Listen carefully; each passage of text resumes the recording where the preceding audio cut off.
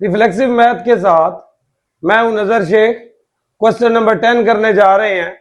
Question number 10 में statement कुछ इस तरह से है, let g from R to R is given by a function. G function आपको दिया हुआ है, फंक्शन है जी हमारे पास x3 माइनस 3x। इस फंक्शन को डिटरमाइन करना है हमने कि if g of x is injective और सर्जेक्टिव। सबसे पहले तो आपको यह पता होना चाहिए कि इंजेक्टिव फंक्शन कौन से होते हैं और सर्जेक्टिव फंक्शन कौन से होते हैं। इंजेक्टिव जो है इसका मतलब है 1 1 1 to 1 1 to 1 फंक्शन को क्या कहते हैं, इंजेक्टिव। और सर्जेक्टिव का मतलब होता है ऑन टू फंक्शन। तो ऑन टू को सर्जेक्टिव और इंजेक्टिव को 1 to 1 या जस्ट 1 1 कहा जाता है। अब हमने लेक्चर 36, लेक्चर 37, 38, 39 इन तमाम लेक्चर्स में हमने फंक्शंस की टाइप्स, फंक्शन की कंडीशंस, उसकी डोमेन रेंज, हर एक चीज डिस्कस की हुई है। अब हम आते हैं अपने इस फंक्शन पे कि ये जो फंक्शन जी ऑफ एक्स हमें दिया हुआ है, ये फंक्शन इंजेक्टिव 1 1 भी है और या फिर सर्जेक्टिव है। देखते हैं कि ये इंजेक्टिव है या सर्जेक्टिव है। तो इंजेक्टिव का मतलब होता है 1 to 1। 1 to 1 को प्रूव करने के लिए कि कोई फंक्शन 1 1 है या नहीं है, हम इस कंडीशन का सहारा लेते हैं। ये कंडीशन हमारे पास है, g of a is equal to g of b, then a is equal to b. अगर फंक्शन में g of a is equal to g of b करेंगे, फंक्शन को ए में और बी में दोनों फंक्शन, उसी फंक्शन को ए और बी में इक्वल करेंगे।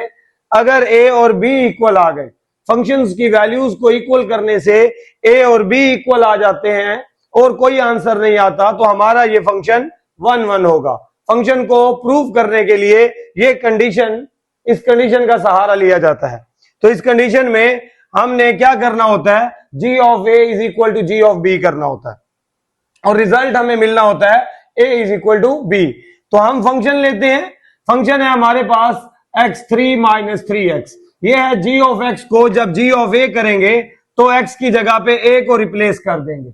a3 माइनस 3a, जैसे यहां था x3 माइनस 3x, x की जगह पे a की रिप्लेसमेंट कर देंगे। राइट साइड पर x की जगह पे b की रिप्लेसमेंट कर देंगे। अब इसमें हमने क्या किया है, इन सारी टर्म्स को एक तरफ ले आए हैं। a cube minus b cube हो गया है, माइनस 3a के साथ प्लस 3b आ गया है। अब देखें a3 minus b3, identity use हम अक्सर करते होते हैं। a3 माइनस b3 के लिए a माइनस b a square plus a b plus b square. तो ये आइडेंटिटी लगाएंगे हम, यहां पे फॉर्मूला लगाएंगे। फॉर्मूला लगाने के बाद ये as it is 3a 3b, इनमें से हमने माइनस 3 क्या ले लिया है, कॉमन ले लिया है। तो इन दो में से आप माइनस 3 कॉमन ले लें और यहां पे फॉर्मूला अप्लाई कर दें। तो यहां पे फॉर्मूला लगाने से a cube minus b cube is equal to a minus b a square plus a b plus b square हो जाएगा। और इन दो में से कॉमन ले लेंगे माइनस 3, तो साइन क्या हो जाएगा, चेंज हो जाएगा। अब देखें यहां से कॉमन लिया, यहां भी एक फैक्टर a माइनस बी, यहां भी एक factor a minus b. a minus b को दोनों प्रोडक्ट्स में से कॉमन ले लेते हैं।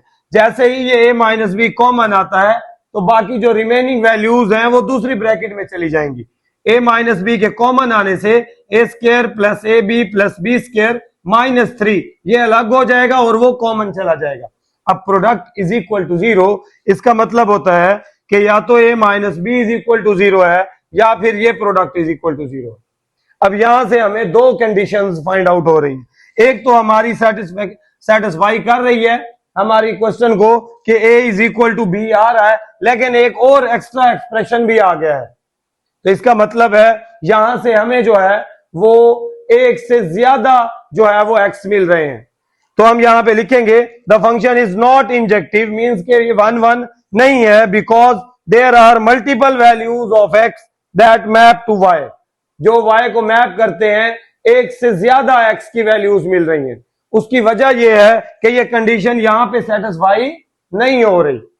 एक वैल्यूज तो सेटिस्फाई कर रही है, ये नहीं आना चाहिए था। ये एक्स्ट्रा एक्सप्रेशन का आ जाना हमें ये बताता है कि हमारा ये रूल जो है वो कंप्लीटली फॉलो नहीं हो रहा। सिर्फ एक ही रिजल्ट आ जाता तो हम कहते हैं कि ये फंक्शन 1 1 है। इससे एक एक्स्ट्रा एक्सप्रेशन जनरेट हो गया है, लिहाजा ये 1 1 नहीं है। जो 1 1 नहीं होता उसका मतलब क्या होता है? उसका मतलब ये होता है कि function is not injective because there are multiple values of x। इसका मतलब है कि x की बहुत ज्यादा वैल्यूज हैं जो y को अप्रोच करती हैं। मींस ये कि इधर देखें, इस स्टेटमेंट का मतलब है कि x में ज्यादा वैल्यूज जो है वो एक सिंगल y को क्या कर रही हैं? अप्रोच कर रही हैं। ये देखें, ये भी एक्स वाई को, ये भी उसी y को, ये इधर और ये इधर। तो यहां पे देखें, दो वैल्यूज x की एक y को अप्रोच कर रही हैं। तो there are multiple values of x that map to y को ज्यादा मैपिंग कर रही हैं। ये हमें पता कहां से चला? इस एक्सप्रेशन से चला, क्योंकि ये एक्सप्रेशन हमारी इस कंडीशन को सेटिस्फाई नहीं कर रहा, लिहाजा हमारा ये फंक्शन 1 1 नहीं है। इसकी एक रियल नंबर्स में भी मैंने एग्जांपल ली है। वो एग्जांपल कुछ इस तरह से है। एक रियल एग्जांपल लेते हैं कि ये फंक्शन कैसे 1 1 नहीं है। ये फंक्शन कुछ इस तरह से 1 1 नहीं है कि हम इसमें दो वैल्यूज x की देंगे, मल्टीपल वैल्यूज ऑफ x देंगे जो मैप सेम y को करेंगी, एक ही y को जो है वो मैप करेंगी। हम अपनी इस स्टेटमेंट को रियल में प्रूव करने जा रहे हैं। देखें, आपके पास है ये फंक्शन है आपके पास g of x is equal to x3 minus 3x। आप फंक्शन में पहले 0 पुट करें। फंक्शन में आप 0 पुट करते हैं, 0 0 0, तो ये g of 0 किसके इक्वल आता है? 0 के इक्वल आता है। तो g of 0 इनपुट 0 देने से मैपिंग किसको हो रही है? 0 को। अब हम आगे चलते हैं, हम इसी ही फंक्शन में √3 पुट करते हैं। जैसे ही आप x की जगह पे √3 पुट करेंगे तो देखें, √3 का मतलब होता है 3 रेज टू पावर 1/2। 1/2 और पावर क्या है यहाँ? 3। तो 3 और 1/2 मल्टीप्लाई होंगे तो क्या हो जाएगा? 3/2। ये x की जगह पे दो इनपुट दे रहा हूं और वो सेम y को अप्रोच करेंगी। देयर आर मतलब ये 1 1 नहीं है। कंडीशन से पता चला कि ये 1 1 नहीं है। जो 1 1 नहीं होता उसमें बहुत सी वैल्यूज ऑफ x होती हैं जो मैप करती हैं सेम y को, एक ही y को मैप करती हैं। तो उसी चीज को रियल में आपको समझाना जा रहा हूं। तो हमने ये फंक्शन लिया, फंक्शन में 0 0 पुट किया। फंक्शन में 0 पुट करने से फंक्शन अप्रोच किसको करता है?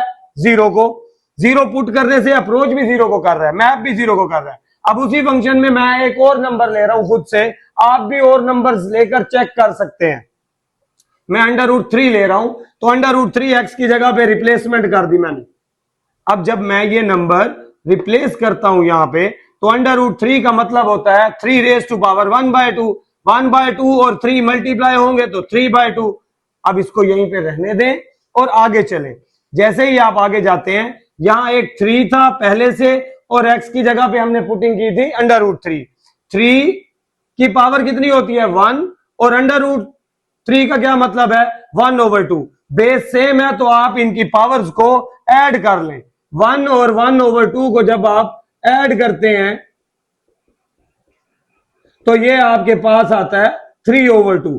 अब ये 3/2, ये भी 3 रेज टू पावर 3/2, ये कैंसिलेशन हो जाएगी और आंसर क्या बचेगा? 0।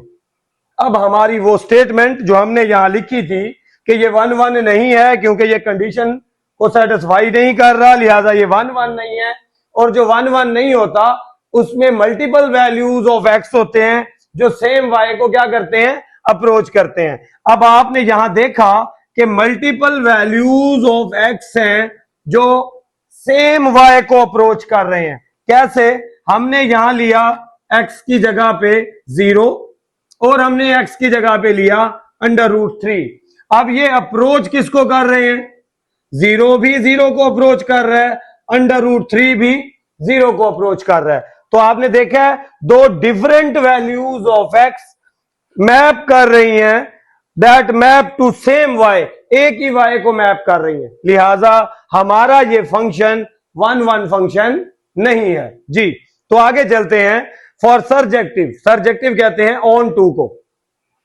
तो ऑन टू के लिए इतनी ही स्टेटमेंट काफी है कि ऑन टू में जितने भी क्यूबिक फंक्शन होते हैं हमारे पास विद रियल कोफिशिएंट्स, ये सारे क्या होते हैं, सर्जेक्टिव होते हैं। सर्जेक्टिव मीन ये ऑन टू होते हैं और इनकी जो रेंज है वो रियल ही रहती है।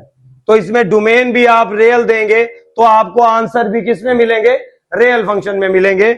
और हमारे ये फंक्शंस क्यूबिकल फंक्शन जो होते हैं जिनकी रेज टू पावर 3 होती है वो हमारे पास ऑन टू फंक्शन होते हैं जी। तो हमारा ये फंक्शन इन टू नहीं, सॉरी, हमारा ये फंक्शन 1 1 नहीं था, हमारा ये फंक्शन सिर्फ सर्जेक्टिव है, मीन के ये ऑन टू है, 1 1 नहीं है।